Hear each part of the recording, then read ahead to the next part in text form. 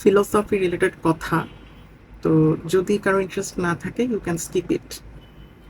একটা গাছের উপর শিউলি ফুল ফুটে আছে, ওই শিউলি ফুলের চারপাশে প্রজাপতি ঘুরঘুর করতেছে। আমি যদি প্রজাপতিকে জিজ্ঞেস করি যে এই প্রজাপতি তুমি কি শিউলি ফুল, তখন প্রজাপতির অ্যান্সার কি হবে? প্রজাপতি তখন বলবে যে না, আমি শিউলি ফুল না, আমি হচ্ছে শিউলি ফুলের অবজারভার, আমি দেখছি শিউলি ফুলকে। আপনি এই সিনারিওতে প্রেজেন্ট আছেন, ঠিক আছে? আপনি আপনার ক্যামেরা দিয়ে শুট করতেছেন, আপনি ভিডিও করতেছেন যে এই সিনারিও, যে একটা গাছের মধ্যে শিউলি ফুল আছে এবং প্রজাপতি শিউলি ফুলের চারপাশে ঘুরঘুর করতেছে। সো আমি যদি আপনাকে বলি যে আপনি কি শিউলি ফুল অথবা আপনি কি প্রজাপতি, তখন আপনার অ্যান্সার কি হবে? না, আমি আমার ক্যামেরার লেন্স দিয়ে সিনারিওটা ক্যাপচার করতেছি, বাট আমি এই সিনারিওর পার্ট না। আপনি যা দেখতেছেন আপনি তার পার্ট না, ঠিক আছে? আচ্ছা, আপনাকে যদি আমি এমন একটা ভিডিও দেখাই যে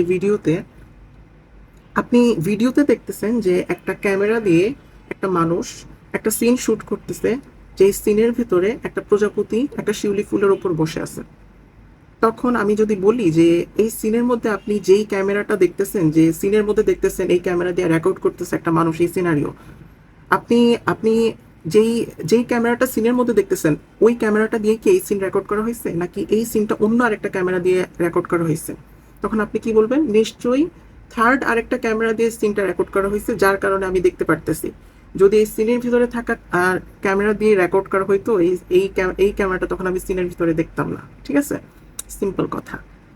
তো একইভাবে ধরেন আমি আপনি, হ্যাঁ, আমাদের ফিজিক্যাল বডিটাকে দেখি, বুঝি, অবজার্ভ করতে পারি।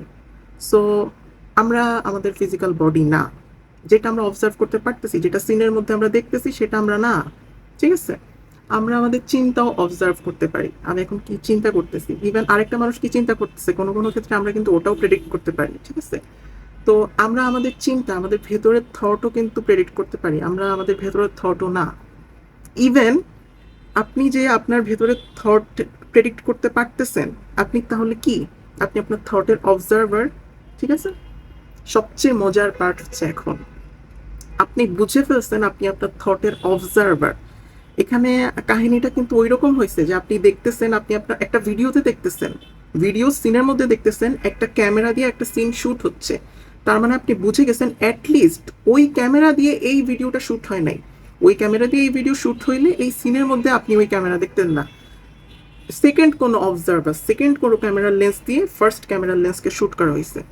সো যখন আপনি এটা বুঝলেন যে আপনি আপনার থট না, আপনি আপনার চিন্তা না, আপনি আপনার চিন্তার অবজারভার, সেই মোমেন্টে আপনি আপনার চিন্তার অবজারভারও আর থাকলেন না, বিকজ আপনি ওটাও তো অবজার্ভ করে ফেললেন সেকেন্ড অবজারভার হয়ে, ঠিক আছে? আচ্ছা, যে মোমেন্টে আপনি বুঝলেন যে আপনি আপনার থটের সেকেন্ড অবজারভার, তার মানে আপনি আপনার থটের সেকেন্ড অবজারভারও না, থার্ড অবজারভার হয়ে গেছেন।